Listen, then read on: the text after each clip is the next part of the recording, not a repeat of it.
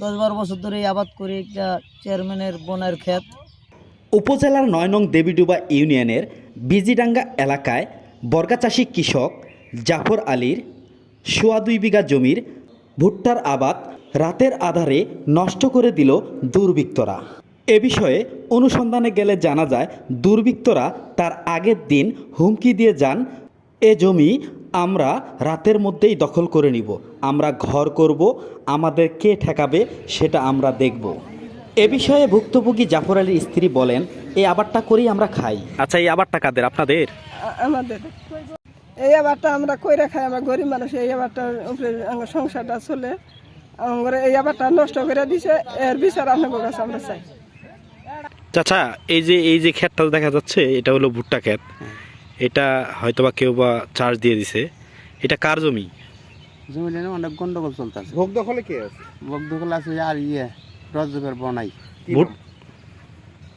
জাফর আলী না কি নাম করলেন কে? উনি বাকি করে বর্গা আছে। ও বর্গা। তাহলে মূল মালিক তাহলে কে? মূল মালিক ওই যে চেয়ারম্যানের, পুরান চেয়ারম্যানের ভগ্নিপতি। নামটা বলতে পারতেছেন না? মানে রাজ্জাক চেয়ারম্যান ভগ্নিপতি। হ্যাঁ হ্যাঁ হ্যাঁ। ও আচ্ছা। এই ভুট্টা কে লাগাইছে?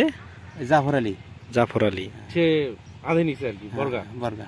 আচ্ছা, এটা নিয়ে কার সাথে কার দ্বন্দ্ব চলতেছে? দিন থেকে এটা রজবের বনার সাথে। হ্যাঁ, আর ওই মস্তা। ও আচ্ছা, কালকে এই জমিতে কেউ আসছিল?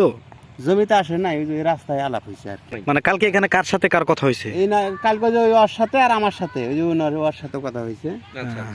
হ্যাঁ, কি কথা হয়েছে? উনি মস্তা বললো যে আমি এবার জমি দখল করো, তোমার জমি তুমি দখল করো, আমার ঘর কি কয় যে জমি দখল না পারলে বাড়ি করবো আমি। তা আমি আর বলছি যে তুমি বাড়িকে তুমি বিল্ডিং করো, তাতে আমাদের কি কবে বলছো কথাটা? কালকে।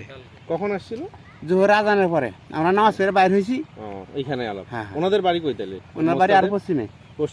কতটুকু হবে? 1 কিলো বা নাকি আরো কম? ওরকমই হবে 1 1 কিলো। আমি এই দীর্ঘ 10-12 বছর ধরে আবাদ করি, একটা চেয়ারম্যানের বোনের ক্ষেত মুক্তার আলী। জি, আমি এই ক্ষেত আবাদ করি, বর্গা চাষি করি, আদি কন্ডাক্ট করি। তারা আসে, একবার বললাম তাদের গন্ডগোল, হালবা বন্ধ করেছিল 2-4 বছর আগে। আমরা হাল বাই না, পরে ওরা বসে সে কাগজপাতি পায় নাকি হাল বাই না, তার মধ্যে আমি আবার হাল বাই, আবাদ করি, কোনো সমস্যা হয় না। কতটুকু জমি এখানে? এখানে মোস্তফা আলী 2 বিঘা 2 বিঘা জমির মতো। আপনি কতটুকু করলেন আবাদ? আমি এই সম্পূর্ণ আবাদ করি। আমি 3.5 বিঘার উপরে জমি আবাদ করি। আচ্ছা, মুক্তার আলী আজকে ক্ষতিগ্রস্ত হয়েছে কতটুকু জমি? 2 বিঘার উপরে। 2 বিঘার উপরে না? তোমার পরে মোস্তফা ওখানে আসে, অনেকদিন পড়ছে, ওরা মোস্তফার ফিল্ডে আসতে পারে না। কালকে মোস্তফা এখানে কয়েকদিন পরে আসারে আমার এক চাচতো ভাই, 2 জ্যাঠাতো ভাইয়ের সামনে বলছে এই জমি আমরা দখল করব, এই জমি আমরা যাব, আমরা বাড়ি করব। আমার জ্যাঠাতো ভাই বলছে আমরা বাড়ি করবি, দখল করবি, করে গাড়িটা কোনো যায় আসে না। এই করে আয়তের ভিতর সে এই তোমার ভুট্টাগুলো মই দিয়ে ভেঙে ফেলছে। এই পুরো জমিটা আপনি লিজ নিচ্ছেন কত টাকা দিয়ে? আমি পুরো জমির লিজ নিচ্ছি এখানে, মানে আমি এখানে লিজ নিচ্ছি এখানে 10,000 টাকা বিঘা। এই একটা সিজনের জন্য? 5 বিঘা জমি আমার কাছে। একটা সিজনের জন্য 10,000 টাকা বিঘা? জি জি। আচ্ছা, আপনার এই ভুট্টা এই পর্যন্ত কতদিন আগে লাগাইছেন? ভুট্টাগুলো কতদিন হচ্ছে বয়স? 60 দিনের মতো হয়ে গেছে ভুট্টা। 60 দিনের মতো। তাতে আপনার কি মনে হচ্ছে কতটুকু ক্ষয়ক্ষতি হতে পারে এখন পর্যন্ত? আমার ভুট্টার মনে করেন এগুলো সম্পূর্ণ প্রয়োজন দেওয়া শেষ হয়ে গেছে।